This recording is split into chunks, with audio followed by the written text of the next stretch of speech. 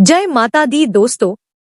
वैशाख मास के शुक्ल पक्ष की तृतीया तिथि का दिन दिवाली और धनतेरस के समान पुण्य फलदायी माना जाता है, क्योंकि इस दिन अक्षय तृतीया का त्योहार मनाया जाता है। मान्यता है कि अक्षय तृतीया के दिन किए गए दान पुण्य और अच्छे कार्यों का क्षय नहीं होता है। इस दिन भगवान विष्णु जी और माता लक्ष्मी जी की पूरे विधि विधान से पूजा अर्चना की जाती है। इससे घर में सुख समृद्धि आती है। आपको बता दें कि अक्षय तृतीया को स्वयं सिद्ध मुहूर्त माना गया है। इस दिन मांगलिक कार्य और सोना चांदी मूल्यवान चीजों की खरीदारी करने से मां लक्ष्मी घर में वास करती हैं। इस दिन नया काम शुरू करना शुभ माना जाता है। इसके साथ ही अक्षय तृतीया तिथि पर सोने की खरीदारी भी की जाती है। अक्षय तृतीया के दिन सोने या सोने से निर्मित आभूषण की खरीदारी करने से शुभ फल की प्राप्ति होती है। मान्यता है कि अक्षय तृतीया के दिन धरती पर गंगा का अवतरण हुआ था। इस दिन से सतयुग, द्वापर युग, त्रेता युग की शुरुआत हुई थी। इस दिन भगवान विष्णु के दशावतार में से छठे रूप भगवान परशुराम का जन्म हुआ था। इसी तरह अक्षय तृतीया के दिन से 4 धामों की यात्रा भी शुरू होती है। मान्यता है कि अक्षय तृतीया के दिन शुरू किए गए कार्यों में दिन दूनी रात चौगुनी बढ़ोतरी होती है। इसी तरह इस दिन पाप कर्म नहीं करने चाहिए। जिस तरह पुण्य कर्म क्षय नहीं होती है, इसी तरह पाप कर्म भी मनुष्य के साथ बने रहते हैं।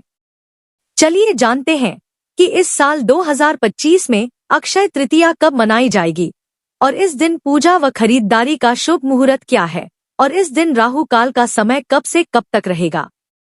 तो आपको बता दें कि तृतीया तिथि की शुरुआत 29 अप्रैल 2025 की शाम 5:31 पर हो रही है और तृतीया तिथि की समाप्ति 30 अप्रैल 2025 की दोपहर 2:12 पर होगी। तो उद्या तिथि की वजह से अक्षय तृतीया 30 अप्रैल 2025 दिन बुधवार को मनाई जाएगी और अक्षय तृतीया के दिन पूजा का शुभ मुहूर्त 30 अप्रैल की सुबह 5:41 से लेकर दोपहर 12:18 तक रहेगा।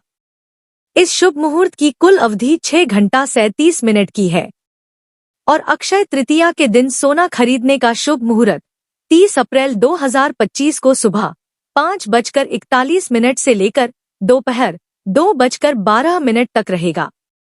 इस शुभ मुहूर्त की कुल अवधि 8 घंटा 30 मिनट की है।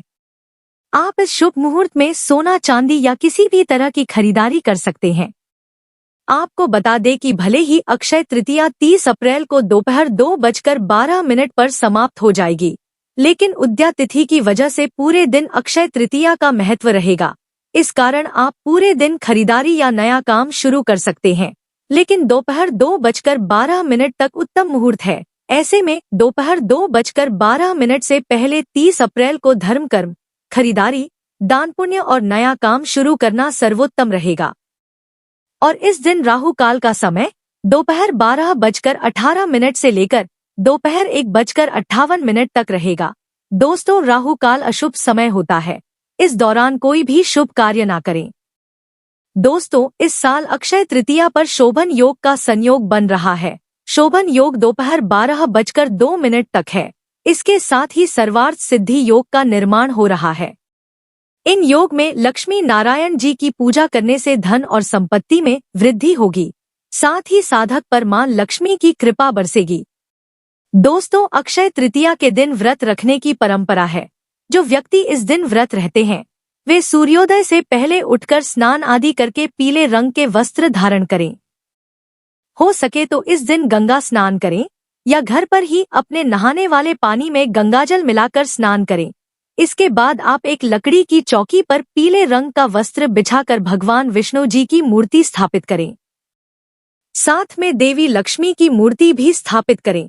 अब आप विष्णु जी की प्रतिमा को गंगाजल से स्नान कराएं, फिर पंचामृत से स्नान कराएं, फिर दोबारा गंगाजल से स्नान कराकर अच्छे से पोंछकर उन्हें स्थान दें। फिर उन्हें सुंदर वस्त्र पहनाकर श्रृंगार करें। इसके बाद विष्णु जी और माता लक्ष्मी की विधिवत पूजा करें। भगवान विष्णु जी की प्रतिमा में तुलसी के पत्ते और पीले रंग के फूल माला चढ़ाएं और मां लक्ष्मी जी को गुलाब या कमल का पुष्प अर्पित करें। इसके बाद अक्षत, रोली, चंदन आदि अर्पित करें।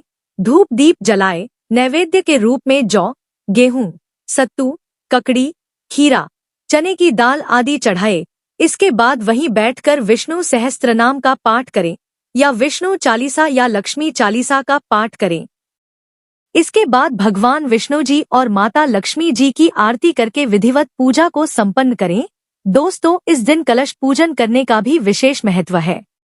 धार्मिक मान्यता के अनुसार इस दिन बिना कलश की पूजा अधूरी मानी जाती है। कलश अक्षय तृतीया पर संकल्प का प्रतीक माना जाता है। अक्षय तृतीया के दिन स्नान करने के बाद आप कलश में पानी भरें, फिर उसमें 5 आम के पत्ते लगाकर उसे सजा लें और कलश पर स्वास्तिक का चिन्ह बना लें। कलश के अंदर सुपारी, हल्दी, सिक्का, अक्षत, फूल आदि डालें। इसके बाद कलश को किसी अनाज भरे हुए पात्र से ढक दें। फिर कलश का विधिवत पूजन करें। विधिपूर्वक कलश का पूजन करने से वर्ष भर संकट नहीं आते हैं और घर में खुशहाली बनी रहती है। चलिए अब जानते हैं कि अक्षय तृतीया के दिन कौन सी 5 चीज हैं जो आपको जरूर खरीदनी चाहिए। दोस्तों, सबसे पहली चीज है जौ। जौ को संपन्नता का प्रतीक माना जाता है और सोने के समान भी माना जाता है। आप इस दिन घर में जौ लेकर आएं। इसमें से थोड़ा जौ आपके घर की क्यारी या किसी गमले में डाल देना चाहिए। फिर इसकी सेवा करें और बाकी के जौ को कहीं रख लें। जरूरत पड़ने पर पूजा पाठ में इस्तेमाल करें। इससे आपके घर में बहुत संपन्नता आएगी। दूसरी चीज है कौड़ी। दोस्तों, कौड़ी माता लक्ष्मी को बेहद ही प्रिय है। आप कौड़ी को अक्षय तृतीया के दिन अपने घर लाएं और माता लक्ष्मी की पूजा के समय उन्हें अर्पित करें और कौड़ी की भी पूजा करें। इसके बाद इसे थोड़े से अक्षत के साथ लेकर पीले कपड़े में बांधकर घर की तिजोरी में रख दें। ऐसा करने से बरकत बढ़ती है। तीसरी चीज है मटका। दोस्तों, अक्षय तृतीया पर मटकी को घर लाना और इसे दान करना बेहद ही शुभ माना जाता है। इस पर्व के समय गर्मी अपना जोर पकड़ लेती है। ऐसे में मटके को दान करना बेहद ही पुण्य कार्य होता है। आप चाहे तो पक्षियों या जानवरों के लिए कोई मिट्टी का पात्र लाकर उसमें पानी पीने का भी इंतजाम कर सकते हैं। यह भी बेहद पुण्यकारी है। चौथी चीज है सोना या चांदी। दोस्तों, आप चाहे तो अक्षय तृतीया के दिन सोना या चांदी की कोई भी चीज खरीद सकते हैं। जैसा आपका बजट हो, ऐसा करने से भी घर में बरकत आती है और माँ लक्ष्मी बेहद ही प्रसन्न होती हैं। पांचवी चीज है अक्षय तृतीया के दिन माँ लक्ष्मी के चरण पादुका घर लाना। चाहे तो सोने के या चांदी के, जैसा आपका बजट हो। दोस्तों, लक्ष्मी जी की चरण पादुका को घर लाना बहुत ही शुभ होता है।